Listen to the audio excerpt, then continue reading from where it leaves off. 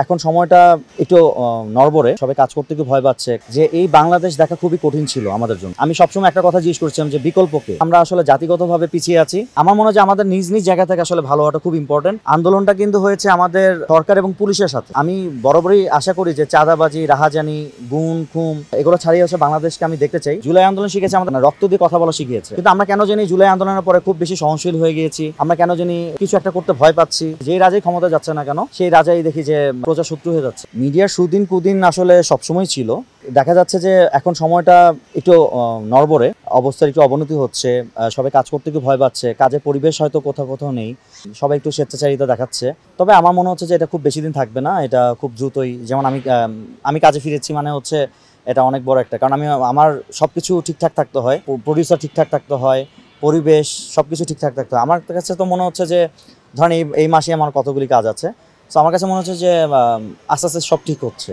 বাংলাদেশ 2.0 বা স্বাধীন বাংলা আমি কখনোই আমার লেখার মধ্যে দেইনি। কারণ কি, আমরা একটা পরিবর্তন চেয়েছিলাম, আমরা বৈষম্যহীন একটা বাংলা দেখতে চেয়েছিলাম। আমরা জানতাম যে এই বাংলাদেশ দেখা খুবই কঠিন ছিল আমাদের জন্য। এবং আমি সবসময় একটা কথা জিজ্ঞেস করছিলাম যে বিকল্পকে। আমাদের ফেসবুক যদি বলেন, ফেসবুক যোদ্ধারা আমরা সবসময় বলেছেন বিকল্প আমরা। কিন্তু আমার কাছে মনে হয়েছে যে কখনো একটা দেশের নেতা বা একটা দেশের রাজা কখনো যতই ভালো হোক না কেন, দেশের প্রজা বা দেশের মানুষ যদি ভালো না হয়, দেশের মানুষ যদি না বুঝতে পারে যে তোমার ন্যায্যটা কি, তোমার হকটা কি, তাহলে কিন্তু কোনো দেশ আসলে উন্নতি করতে পারে না। তো আমার কাছে মনে হচ্ছে যে আমরা আসলে জাতিগতভাবে পিছিয়ে আছি। আমাদের হীনমন্যতা, আমাদের দাসত্ব মনোভাব সব কিছুতেই আমরা অনেকখানি পিছনে।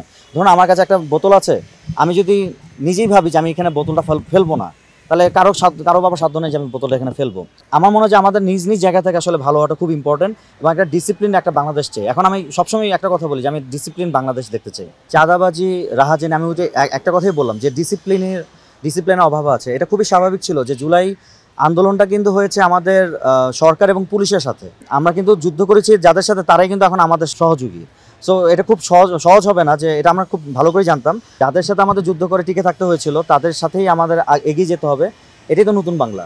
আমি বরাবরই আশা করি যে চাঁদাবাজি, রাহাজানি, গুম খুম এগুলো ছাড়িয়ে আসে বাংলাদেশকে আমি দেখতে চাই। কিন্তু অপরাধ ছাড়া কোনো দেশ আছে বলে আমার মনে হয় না। তবে অপরাধ থাকবেই, তবে দেশের মানুষকে আরও সাহসী হতে হবে। আমি একটা স্ট্যাটাস দিয়েছিলাম কিছুদিন আগে, যতগুলো আমি অন্যায় দেখেছি, অত্যাচার দেখেছি, আশেপাশে মানুষ ছিল, আশেপাশে সবাই ছিল, কিন্তু কেউ যেন প্রতিবাদ করতে পারেনি। জুলাই আন্দোলন কিন্তু আমাদেরকে বিপ্লব শিখিয়েছে। জুলাই আন্দোলন শিখেছে আমাদের রক্ত দিয়ে কথা বলা শিখিয়েছে। কিন্তু আমরা কেন জানি জুলাই আন্দোলনের পরে খুব বেশি সহনশীল হয়ে গিয়েছি। আমরা কেন জানি কিছু একটা করতে ভয় পাচ্ছি। আমরা কেন জানি পিছিয়ে পড়ছি, আমার কাছে মনে হচ্ছে। সো আন্দোলনের উদ্দেশ্য এটাই ছিল যে বিপ্লব, এবং আমাদের যেখানে অন্যায়, যেখানে দুর্নীতি, যেখানে রাহাজানি, যেখানে সব জায়গায় আমাদের প্রতিবাদ করার কথা ছিল, কিন্তু আমরা এটা পাচ্ছি না। কেন জানি আমরা ক্ষমতায় গেলেই যেই ক্ষমতা যাচ্ছে, যেই রাজাই ক্ষমতা যাচ্ছে না কেন সেই রাজাই দেখি যে প্রজা শত্রু হয়ে যাচ্ছে। সো এখান থেকে এটা সলিউশন আমার জানা নেই। তবে আমি একটা ডিসিপ্লিন বাংলা দেখতে চাই, এবং আমার কাছে মনে হয় যে যুদ্ধ, আমি প্রথম থেকেই বলছি, স্ট্যাটাসেও বলেছি, যুদ্ধ তো যেটা শুরু হয় কখনো শেষ হয় না। যুদ্ধটা হয় টিকে থাকার জন্য। আমাদের টিকে থাকাটা এখন সবচেয়ে বড় চ্যালেঞ্জ। সরকারের বিরুদ্ধে লেখা মানে কি, আমার প্রতিবাদটা আসলে ঘর থেকে শুরু হয়েছিল।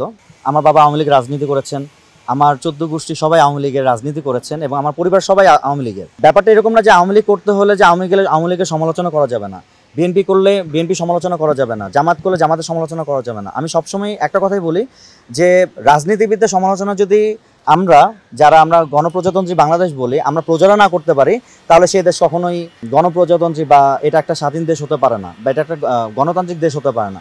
সো আমরা সমালোচনা করব, এবং সবচেয়ে বড় ব্যাপার হচ্ছে যে আমি যখন আওয়ামী লীগের সমালোচনা করেছি, সরকারের সমালোচনা করেছি, এখনও করছি, কখনোই আমাকে আসলে হুমকি ধামকি এগুলোর মধ্যে দিয়ে যেতে হয়নি। কারণ আমার ফ্রেন্ড লিস্টে কিন্তু পলক ভাই ছিলেন, দীপমণি আপা ছিলেন, সাদ্দাম ভাইরা ছিলেন, তমা আপু ছিলেন, এবং বুক পড়া গল্পে তারাই আমাকে হেল্প করেছিলেন।